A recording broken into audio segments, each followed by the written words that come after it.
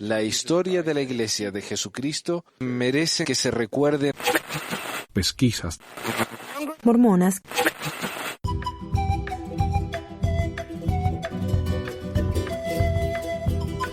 El programa de hoy no es apto para menores. Es un programa que es una traducción de un programa de radio que apareció aquí en los Estados Unidos, que el programa de radio más popular, diría yo, en este país. Y si buscan en la lista de podcasts más populares, siempre está en el número 1. Se llama This American Life, o Esta Vida Americana, o Esta Vida Estadounidense. Y esto salió el año pasado, diría la segunda mitad del año pasado, cuando lo de Sam Young se hizo conocido. Sam Young, sabemos, es un obispo que estaba muy en contra de las entrevistas con los niños, uno a uno con niños, entrevistas de obispos en las que se hacían preguntas sexuales. Algunas explícitas, otras no, pero las preguntas sexuales estaban ahí. Cuando se le pregunta a un niño si obedece la ley de castidad, la cual es una pregunta estándar que está en toda la lista de preguntas de dignidad, algunos niños no entendían y necesitaban que se le dijeran de qué se trataba eso.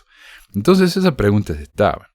Este programa es un grupo de mujeres. Bueno, Elna Baker es autora de un libro acerca de su experiencia como mormona en la iglesia joven mormona. Ella se fue desde entonces, pero ella trabaja en este programa y con varias otras personas del programa y con algunos conocidos de ella, hablaron acerca de sus experiencias con entrevistas con obispos. Y algunas de las preguntas que los obispos hicieron son muy, muy explícitas. Así que esas cosas van a ser mencionadas hoy. Yo quiero agradecer a todas las mujeres que me ayudaron a grabar esto por su participación. Sé que no es... A mí me pone muy incómodo pedir que alguien lea esto, pero ellos lo hicieron. Así que yo les agradezco. Le agradezco a Paola, a Ivana, a Sandra, Galván Marinello, otra Paula, Gladys, a todas ellas por las diferentes voces que proveyeron. Y bueno, adelante entonces. A few months ago I was talking to a guy I know, Rory, when Mormonism came up. Hace unos meses estaba hablando con un hombre que conozco, Rory, cuando salió el tema del mormonismo. ¿Te criaste mormona? Tienes que conocer a mi prometida, Reagan, me dijo. Ella también era mormona. Ustedes deben tener tanto en común. Yo sé que es como decir, eres negra, conoce a mi otra amiga negra, pero en este caso tenía razón. En menos de una hora de conocer a Reagan estábamos cantando canciones de la iglesia juntas como When I grow up, I want to be a mother and have a family, one little... Cuando crezca quiero ser una madre y tener una familia, un pequeñito, dos pequeñitos, tres bebés pequeñitos. De todos los trabajos para mí no prefiero ningún otro. Tendré una familia, 4 pequeñitos, 5 pequeñitos, 6 pequeñitos en mi hogar. Have a family, 4 little, 5 little, 6 little babies in my home. Todo esto mientras Rory nos miraba horrorizado. Reagan dice que Lori siempre queda sorprendido por las cosas que le dice. Comenzó como algo divertido y adorable y decía, ¿viste cuando cantas con tu familia alrededor de un piano? Y él decía, no, nadie hace eso no es normal en la infancia de la gente. Así que comenzó como algo lindo así, pero un día le dije, ¿viste cuando uno está en una oficina con un hombre mayor y la puerta está cerrada y estás hablando sobre temas sexuales? Reagan está hablando de la práctica mormona de confesar tus pecados sexuales al obispo. Esto generalmente comienza cuando uno tiene 12 años, para los chicos y las chicas. Reagan le contó a Lori de una vez cuando se estaba confesando y el obispo se levantó del escritorio y le puso la mano en la rodilla. Incluso como un adulto en sus 30, ella no entiende del todo lo chocante que es, pero Rory sí. And what was his response? Well, he repeated the whole ¿Y cuál fue su respuesta? Él repitió todo. Me estás diciendo que estabas en una oficina sola con un hombre, con la puerta cerrada, y él te estaba haciendo preguntas sexuales, y se paró de detrás de su escritorio, y te puso la mano en la rodilla. Ese tipo de cosas. ¿Y tus padres permitieron eso? ¿Tus padres no estaban enojados por eso? ¿Y cómo te hizo sentir? Me hizo sentir todo de nuevo. Me hizo sentir la vergüenza, la humillación que sentí cuando tenía 12 años, entre los 12 y los 18. Fue bueno hablar con alguien más sobre esto. Entre los 12 y los 27, yo tenía que entrar a la oficina de mi obispo y confesar cualquier cosa sexual que hubiera hecho. Pero a diferencia de las confesiones católicas, no hay cortina ni anonimidad. Y los obispos mormones no son un clero pagado ni entrenado, no llevan túnicas, son hombres elegidos por la iglesia para ofrecer de su tiempo y para servir como una especie de pastor entre 2 y 5 años. Mantienen sus trabajos regulares. Uno de mis obispos, uno de los buenos, era un científico alimenticio que ayudó a inventar algunos dulces. Otro era un banquero de inversiones llamado Chad. Me senté enfrente de Chad en su oficina en la iglesia y admití que tuvo un encuentro sexual y Chad hizo unas preguntas de seguimiento. ¿Llegaste a primera base o segunda? ¿Puso sus manos dónde? ¿Debajo del corpiño o por encima? ¿Te gustó?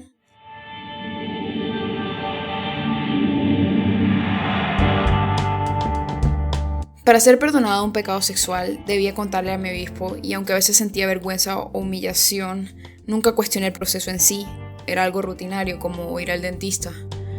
Uno se entrega a sí mismo cuando hay algo que reportar y encima de eso 1 o 2 veces al año tienes que ir a algo llamado entrevista de dignidad. Todos hacen eso, sin excepción, desde los 12 hasta los 18.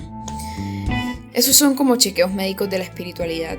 Un obispo hace una serie de preguntas como ¿crees en Dios? ¿Pagas un diezmo íntegro? ¿Eres honesta con tus acciones? ¿Con tus prójimos? En medio de estas preguntas sobre la fe de uno, también pregunta si uno obedece la ley de castidad. La primera entrevista de dignidad de Reagan fue bastante confusa. Reagan's first worthiness interview was pretty confusing. They sort of graze over everything until you get to chastity, and hablan un poco de todo hasta que llegan a la castidad, y él dijo, ¿estás obedeciendo la ley de castidad? Y no sabía qué significaba esa palabra, así que le pedí que explicara un poco más y dijo, ¿estás participando en cosas sexuales como caricias y besos intensos? En inglés, necking and petting, una expresión muy anticuada que dejó de usarse hace décadas, excepto en la iglesia, donde se usa hasta el día de hoy. Y no estaba segura de qué significaba eso tampoco. O sea, era tan inocente como una niña de 12 puede serlo. Fui a la escuela en mi casa, así que ni siquiera había sido expuesta a ningún lenguaje sexual de cualquier tipo. Especialmente no lenguaje de los 1950. Sí, exactamente. Así que no sabía qué eran esas cosas. Así que creo que no. Y recuerdo el latido de mi corazón en mis oídos. Sentí que mi cuerpo entero estaba caliente de vergüenza. Y aunque no sabía de qué se trataba y no pensaba que lo había hecho, sentí que tal vez sí lo había hecho. Sentí como si era culpable. Y parecía como que todas las preguntas hasta ese punto no eran importantes. Y esta era la pregunta grande, el clímax de la entrevista. Y después de eso me hice mala. Me obsesioné completamente con el necking and petting y descubrí qué significaba. Cada vez que algo pasaba en una película, algo sexual, me decía, creo que eso es petting. Esas entrevistas dieron inicio a algo dentro mío. Hice que mis Barbies hicieran todo lo que se te puede ocurrir. Era un desastre. Mis Barbies pasaron de jugar a la casita a tomar de las drogas más duras y a tener orgías en cuestión de semanas. within a matter of weeks. Cuando Reagan tenía 16, dijo que finalmente tuvo un novio con quien experimentar y tuvo caricias y besos intensos con él. Pero la diversión que tenía con eso se acabó en cuanto la cita se acababa. Did you immediately, right after, think, oh no, now I have to tell the bishop? Yes. And Inmediatamente después de eso pensabas, oh no, ahora tengo que ir a contarle al obispo. Sí, instantáneamente iba a casa y me sentía muy entusiasmada de que había hecho necking and petting, y el próximo día me sentía llena de culpa. Era como que tenía una resaca o algo así. No sé, estaba en la cama pensando y preocupándome todo el día, y no le dije nada hasta que me pidió que fuera a una entrevista. Y la puerta estaba cerrada y yo ahí, sentada. Tenía 16 años y él me hizo preguntas, y luego me preguntó si estaba obedeciendo la ley de castidad y le dije que no. Él se levantó de detrás del escritorio y puso una silla al lado mío y me puso la mano en la rodilla. Esta es la historia que ella le contó a su prometido, Rory. Me dijo, ¿y lo hiciste más de una vez? Y yo le dije, no, solo lo hice una vez. Entonces él me preguntó, ¿tuviste relaciones sexuales? Y le dije que no. Entonces él me dijo, ¿te gustó? Y yo le dije que no. ¿Has pensado en hacerlo otra vez? ¿Y él definió lo que era? Era todo vago. Cosas como relaciones sexuales fue lo más específico, pero recuerdo que me preguntó cosas como, ¿personificaste al sexo? Lo que no entendí del todo. Es una manera muy extraña de preguntarlo, además. Sí. ¡Ey, hola, soy yo! ¡Sexo! Hey, it's me, sex. Yeah. For penance, you put Como together a plan. penitencia, preparó un plan que requería visitas frecuentes y hacer cosas como leer materiales de la iglesia sobre no tener sexo.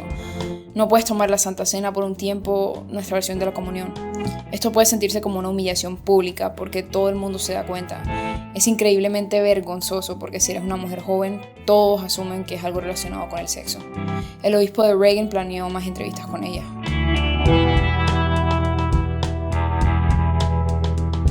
Y él me llamó a mi casa unas 2 veces al mes para ver cómo iba todo. Me sentí muy humillada, me sentí malvada, casi. Sentí que era una decepción tan grande y había hecho que mi familia se viera mal y todo eso.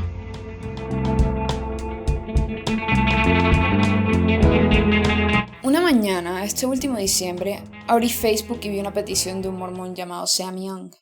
Él había sido un obispo y ahora le estaba pidiendo a la iglesia que dejara de hacer preguntas explícitamente sexuales en las entrevistas.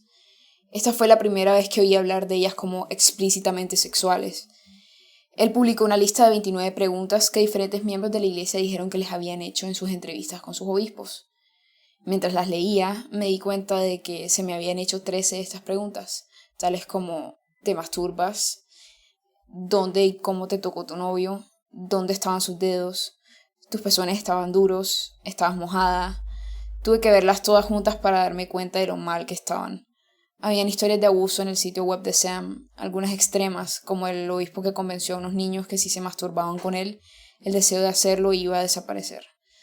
Yo nunca fui abusada, solo se me hicieron estas preguntas. Como obispo, Sam nunca hizo estas preguntas y nunca se las hicieron de niño.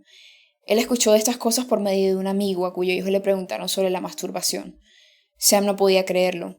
Él escribió sobre esto en Facebook y las historias comenzaron a llegar como una avalancha. Sus 6 hijas le dijeron que se les había preguntado si se masturbaban. Una de las más jóvenes dijo que no sabía qué significaba. Tenía 12. Así que ella lo buscó en internet y vio pornografía por primera vez. Sam pensó que si traía esto a la atención de la iglesia, abandonarían preguntas explícitamente sexuales. La respuesta de la iglesia es que los obispos no deberían ser, abro cita, innecesariamente curiosos o invasivos en sus preguntas. Pero qué es necesario o innecesario es decisión de cada obispo. La iglesia no define exactamente dónde está la línea. Mientras la historia se hizo más controversial, la iglesia publicó guías nuevas la primavera pasada diciendo que los niños podrían tener a un padre o a otro adulto en el cuarto durante sus entrevistas con el obispo. La iglesia afirmó que eso no tenía nada que ver con la petición Sam, pero claramente él había tocado un nervio. Fue excomulgado de la iglesia en septiembre por actuar, abro cita, en oposición pública, clara, abierta y deliberada contra la iglesia. Y un montón de mormones en internet resistieron sus afirmaciones. Ellos defendieron a sus obispos diciendo que no habían actuado ni hecho preguntas inapropiadas o alarmantes, que estos incidentes eran aislados y poco comunes, o que Sam estaba inventando estas historias que no habían sucedido. Pero yo sabía que pasaban, porque me pasó a mí, y nunca me olvidé de ellas. Y raramente hablaba de estas cosas con mis amigos y nunca con mi familia. Incluso todos estos años más tarde todavía siento que es mi culpa, que de alguna manera me merecí esos encuentros humillantes. Y hablando con Reagan y leyendo las historias en el sitio web de Sam, me pregunto qué tan comunes son. Por casualidad, hay otra persona en nuestro programa que creció en la iglesia, así que llamamos a varias personas. Conocíamos a algunos, a otros no. Algunos son mormones y practicantes, otros han dejado la iglesia, y la gente definitivamente se acuerda de sus entrevistas con el obispo. They'd be like, well, how long did it last? Dijeron, ¿cuánto duró? ¿O te metió los dedos? ¿O le metiste los dedos? He asked me if I had made her orgasm. Y creo que me preguntó si ella había tenido un orgasmo. Recuerdo que estaba rojo de vergüenza, con una ansiedad extrema. Sentí que se me cerraba la garganta. Yo tenía 11 años y nunca había tenido un novio. Le dije, sí, estoy obedeciendo la ley de castidad. Y él me preguntó, ¿me estás mintiendo? Le dije que no. Y él presionó, ¿estás segura de que no me estás mintiendo? Y pensé, ¿él sabe algo sobre mí que no sé?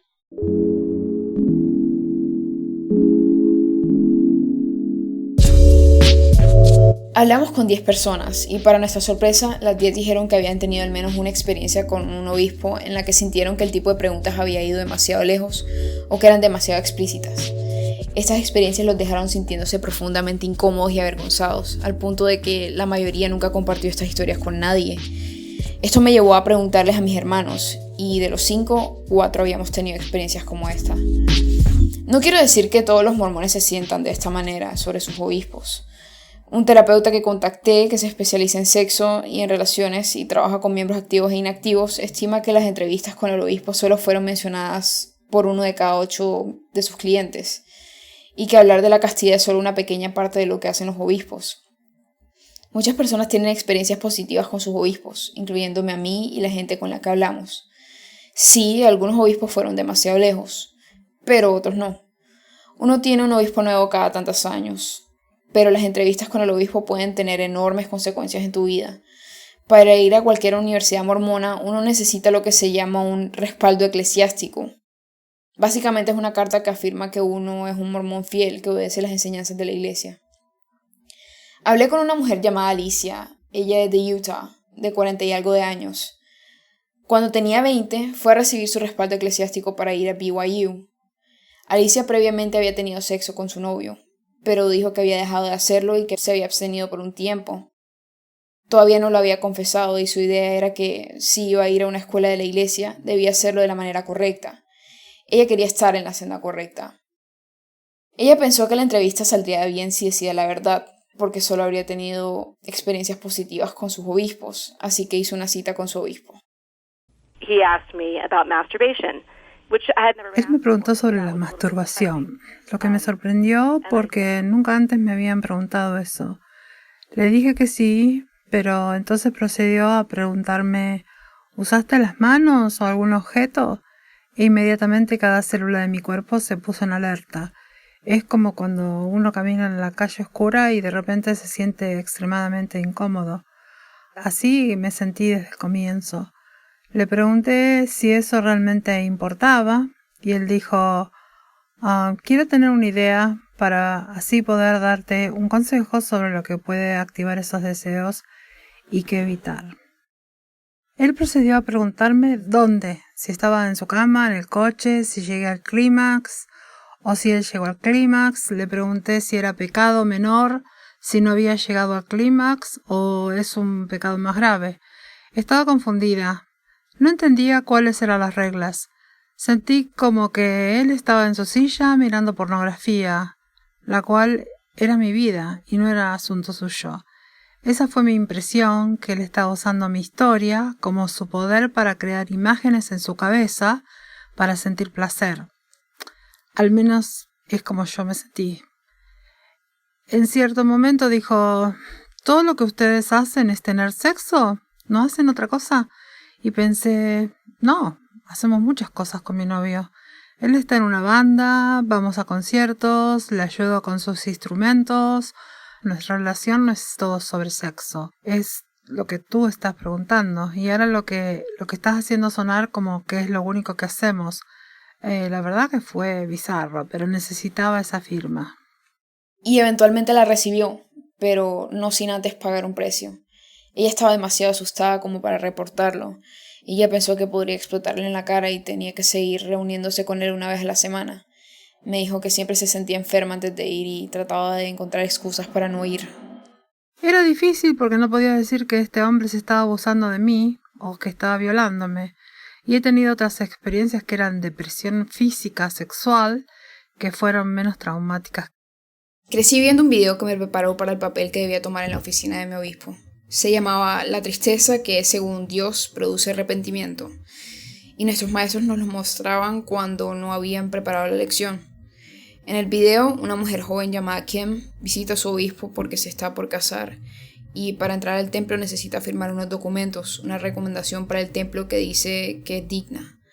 Kim se sienta al otro lado del escritorio de su obispo y él pregunta: Is there anything in your life, Kim, that hasn't been resolved with the proper priesthood authority?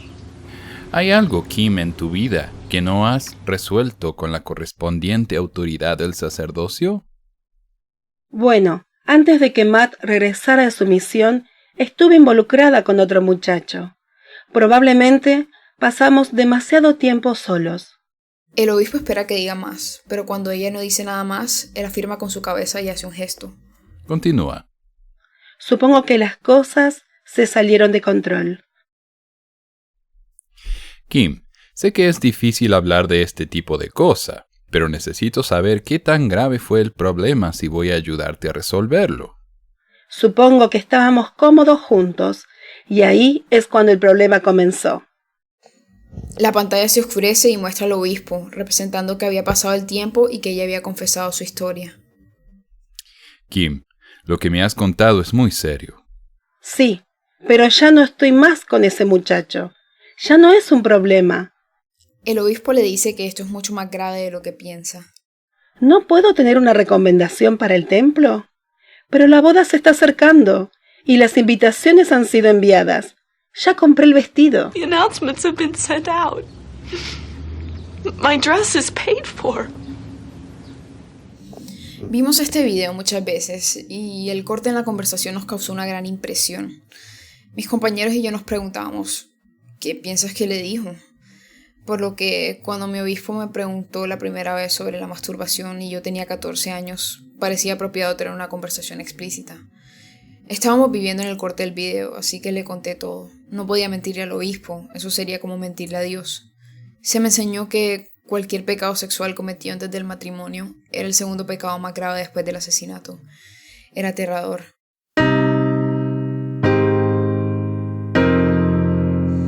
Yo me había masturbado una vez cuando tenía 12. Ni siquiera me di cuenta de lo que estaba haciendo, pero sabía que algo inusual estaba sucediendo.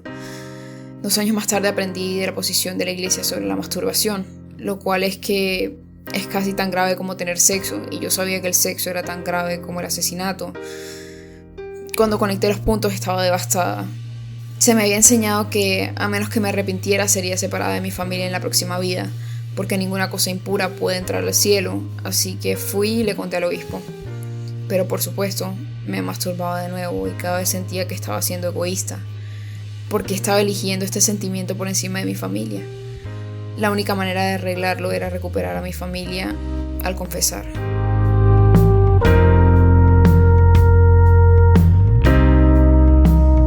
Mi papá fue un obispo por 5 años. Cuando hace poco le conté sobre las preguntas que se nos habían hecho a mí y a mis hermanos, se molestó.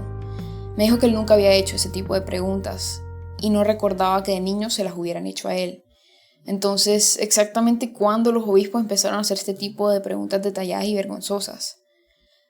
Hablé con 3 historiadores diferentes, todos mormones pero independientes de la iglesia, y ellos me dijeron que la respuesta era simple, que el cambio ocurrió en los 70. Era la reacción de la iglesia contra la revolución sexual. Estaban preocupados sobre la promiscuidad.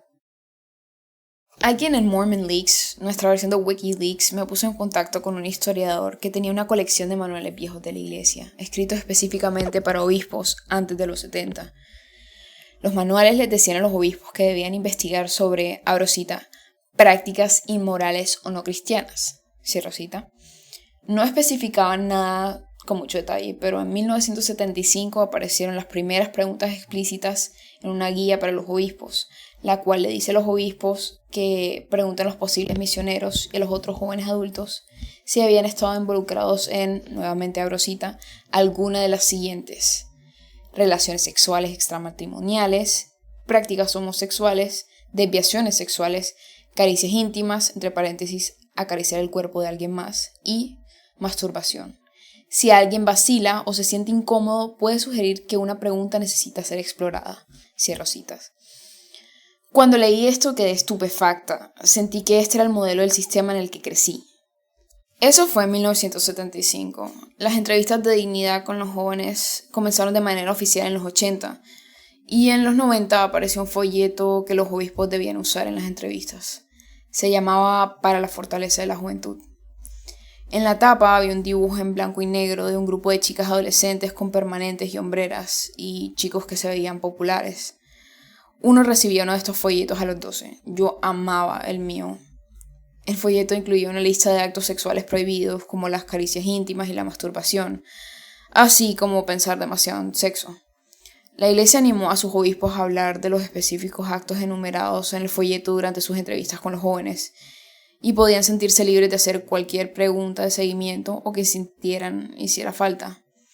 Así es como el sistema funciona hasta el día de hoy. Tengo un sentimiento de amor por mis obispos. Todavía lo tengo. Ellos son considerados como los padres de la congregación. Uno siente como que los conoce y que ellos nos conocen a nosotros. Ellos le preguntan a uno sobre las clases de la universidad o nos preguntan sobre nuestras vidas diarias. Cuando mi papá fue obispo, vi cómo ofreció libremente su tiempo en medio de un horario de trabajo ecléctico y vida familiar para ayudar a la gente a encontrar departamentos, pagar comida, ser sus consejeros emocionales, visitarlos cuando estaban enfermos. Él realmente amaba y ayudó a esa gente porque se preocupaba por ellos, y mis obispos se preocupaban por mí. Me sentía aliviada cada vez que me arrepentía con ellos, sintiéndome como que un peso había sido levantado de mis hombros, y a menudo sentía que ellos estaban tan incómodos haciendo esas preguntas como yo respondiéndolas. A pesar de las intenciones o el comportamiento de cualquiera de mis obispos, las entrevistas de obispo me persiguieron en cada encuentro sexual que tuve.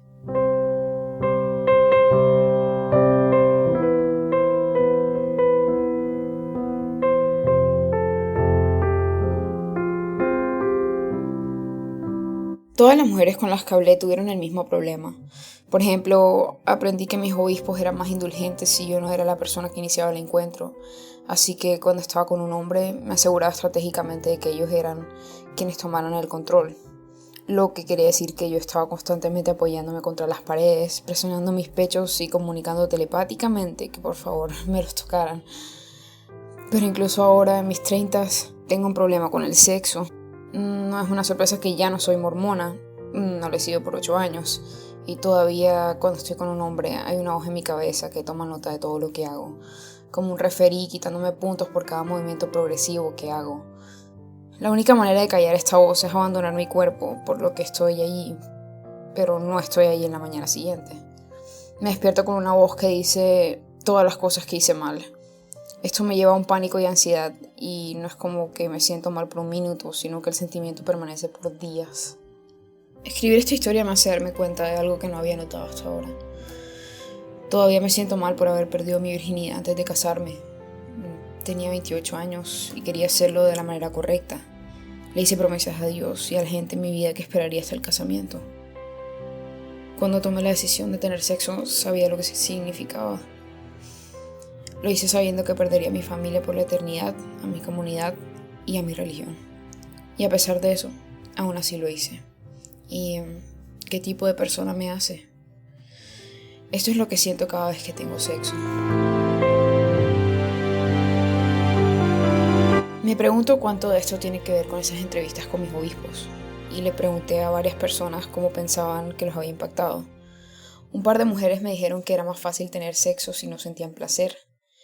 La culpa estaba directamente relacionada con disfrutarlo. Esta es Kate.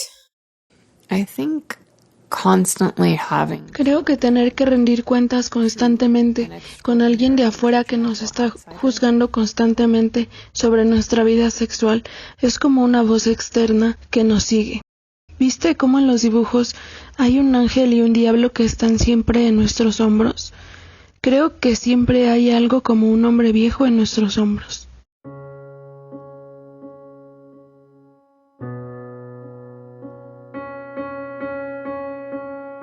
Como mujeres mormonas, esto tiene consecuencias. La doctora Jennifer Finlayson Fife es una terapeuta sexual con quien hablé. Ella es una mormona practicante y ha tenido a cientos de pacientes que son mormones en la actualidad, o lo fueron en el pasado. Ella dice que algunas mujeres mormonas, no todas, aprenden a diferir a una figura de autoridad en lo que respecta al sexo. Por supuesto, otras partes de la religión también refuerzan esa lección. Y estas mujeres, durante el sexo, piensan en lo que el hombre con el que están quiere o lo que sus obispos pensarían. No piensan en lo que ellas quieren. Esto cierra su sexualidad.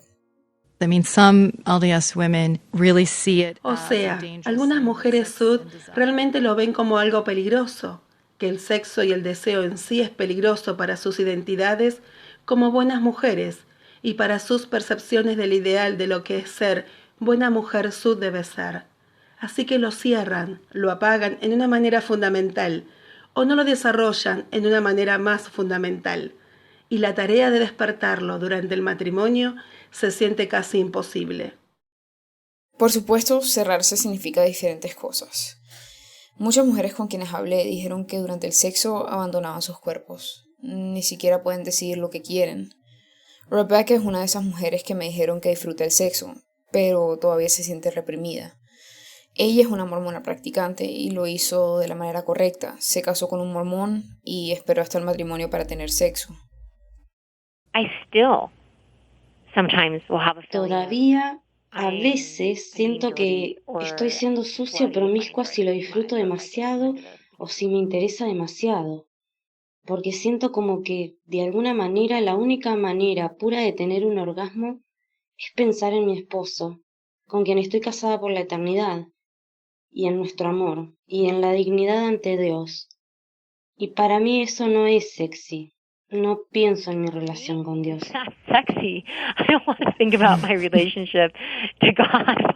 What I've started to realize these bishop interviews. Comencé a darme cuenta que lo que estas entrevistas con el obispo hicieron es que no me dieron espacio para la privacidad de tener ningún pensamiento sexual. Si tenía un pensamiento sexual, Dios estaba espiando y escuchándolo. Tenía que pensar, oh no, apaga ese pensamiento, basta, esto no está permitido. Pero no te culpo por sentirte de esa manera, porque parte de esta programación cultural no creo que sea intencional.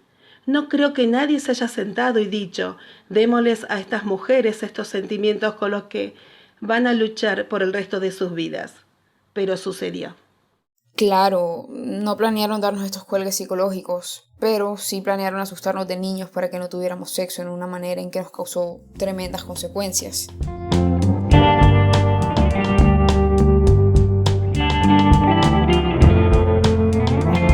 Quise hablar con la iglesia sobre esto, entender cómo usan las entrevistas de obispos hoy, después de la controversia con Sam Young, para ver si los oficiales realmente entienden cuánto sus políticas nos impactaron y si la iglesia está repensando estas prácticas. Los oficiales Sud no han dado entrevistas en el pasado sobre esto, pero el director de Relaciones Mediáticas de la iglesia, Eric Hawkins, aceptó hablar. Le dije lo que aprendí de mis entrevistados, que estas entrevistas con los obispos habían permanecido con nosotras. Creo que lo que has encontrado es una selección de individuos que tal vez tuvieron esa experiencia o ese sentimiento, mientras que decenas de miles, cientos de miles, se han sentido muy diferentes sobre este proceso.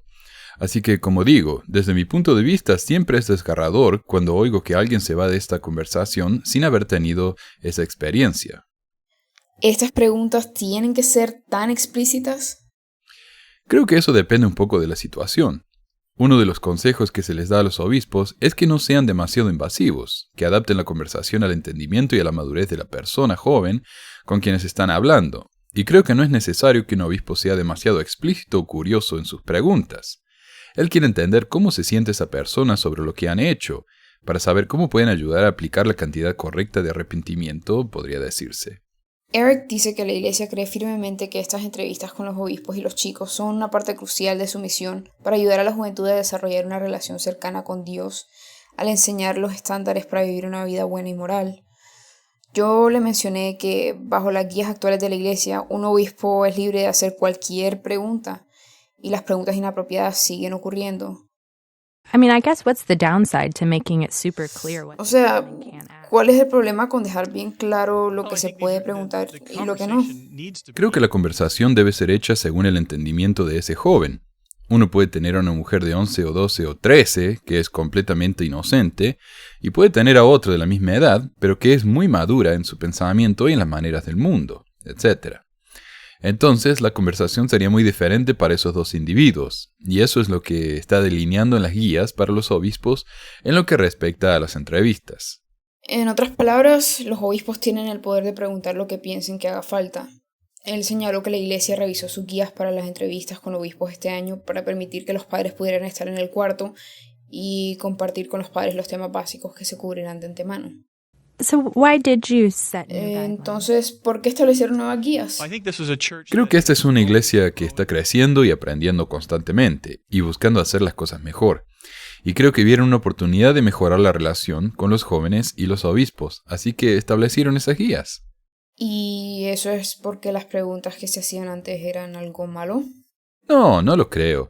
Y pienso que es un proceso de aprendizaje. Creo que la manera en que la iglesia está tomando responsabilidad es buscar constantemente maneras de mejorar.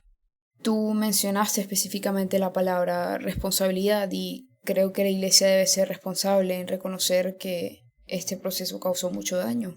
Creo que lo que la iglesia está haciendo es mejorar constantemente, buscando maneras en las que esto puede hacerse mejor.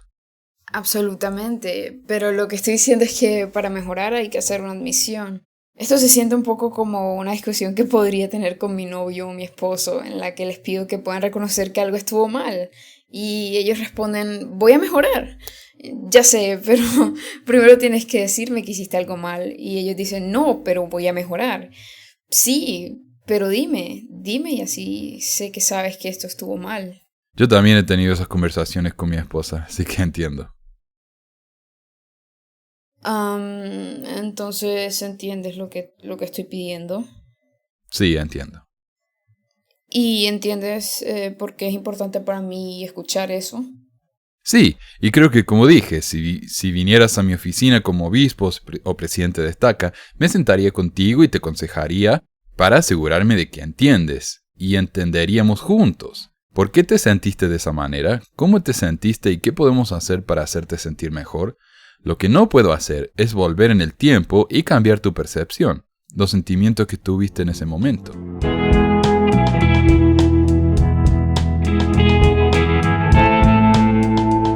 Antes de bautizarme a los 8 años, tuve que reunirme con el obispo. Él me dijo que iba a ser responsable por mis pecados desde ese momento. Él explicó esto usando un pizarrón. Cometerás pecados. Y dibujó una mancha negra grande en el pizarrón blanco. Pero puedes arrepentirte. Entonces tomó el borrador y limpió el pizarrón hasta que quedó blanco otra vez. Esto es algo que muchos chicos mormones escucharon. Cuando estaba en la iglesia estaba enganchada en el sentimiento que sentí cuando mi obispo me dijo que era perdonada y limpia una vez más. No toleraba la incomodidad que sentía con mi sexualidad. Y miren, ya no creo que estos hombres hablen por Dios o que tengan alguna autoridad sobre mí. Pero todavía no puedo liberarme de ese sentimiento de querer estar limpia. De que alguien que sabe me diga que estoy bien. Probablemente debería aceptar que no hay manera de que ese pizarrón vaya a permanecer blanco. ¿Y por qué querría que lo fuera? ¿Qué tiene de malo escribir en él? ¿No es para eso? Pero entonces, el segundo que pienso en esto, siento otra voz. Así es el camino de la mujer adúltera. Come, se limpia la boca y dice, no he hecho nada malo. Esto es lo que me enseñaron mis obispos.